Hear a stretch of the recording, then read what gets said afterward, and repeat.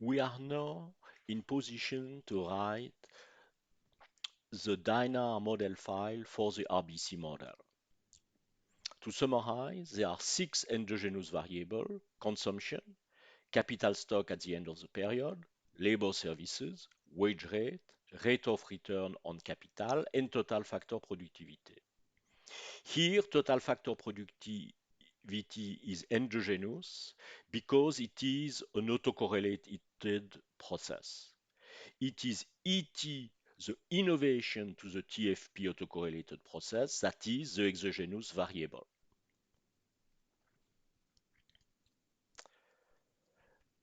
Then there are six parameters: the capital share, alpha, depreciation rate, delta, discount factor, beta, TFP autocorrelation coefficient is lambda, the curvature of the disutility of labor is gamma. At first, we take it at zero, so we have a linear disutility of labor, and that allows us to compute the steady state analytically. Later on, we will remove this assumption and choose a different value. And the growth rate of the economy, G, is set to 1.5% per quarter. Again, we start by declaring the endogenous variable with the keyword VAR and terminating the expression with a semicolon. The exogenous variable E, we declare the six parameters, then we set their calibrated value.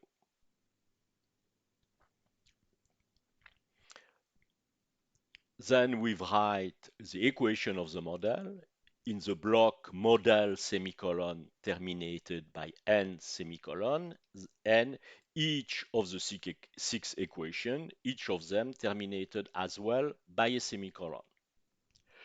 Notice that it is a stochastic model, that in the first equation, the Euler equation, future value of consumption and of the rate of return of capital appears on the right-hand side.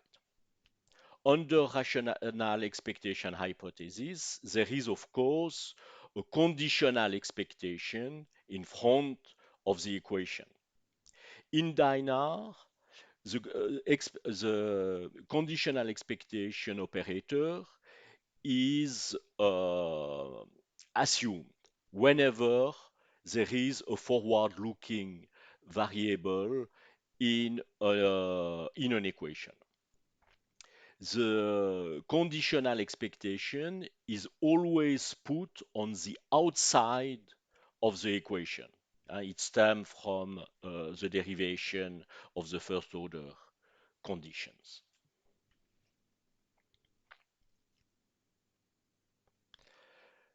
Now we declare the steady state model.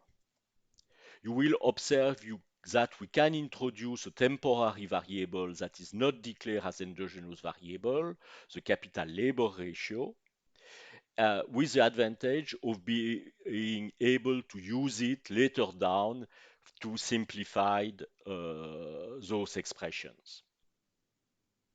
Steady here is going to check that those expressions are indeed the static solution of that dynamic model and display the numerical result for the calibrated parameters.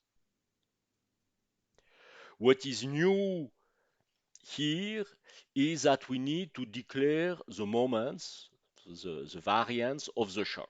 The way we do that in a block shocks terminated by n. Here we use VAR for variable. So for variable E, we declare its standard deviation as being equal to 0.01. Watch for the semicolon again. The check instruction computes the eigenvalue of the system and lets you visualize that the Blanchard and Kahn condition are indeed satisfied. If they were not and you don't use check, you will just see an error at the next step when you ask for the computation of the approximated solution. StochSimul is the instruction to trigger the computation of the approximation, and you need to specify at which order you want it done, order equal 1 in our case. The main result that you will obtain are the coefficient of the approximated solution function. In the output, we designate it as policy and transition function.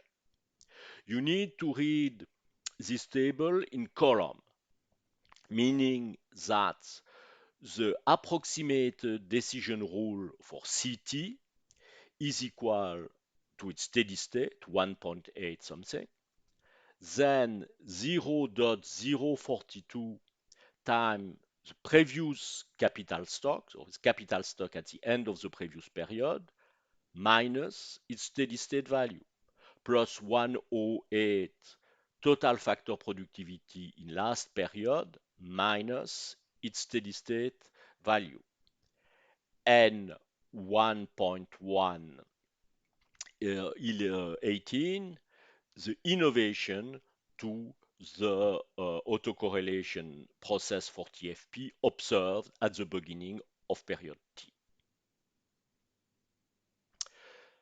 Finally, if you want or must compute the steady state numerically, for example, if in this model we were using a value other than 0 for gamma, you need to declare guess value for the steady state solution because Dynar use a numerical iterative algorithm that need to start, if possible, close to the solution. So for each of the endogenous variable, you enter an approximated solution. Of course, it's given the equation of the model, you know because it's exponential, normal, you know that the steady state value of A is 1, you can as well put it.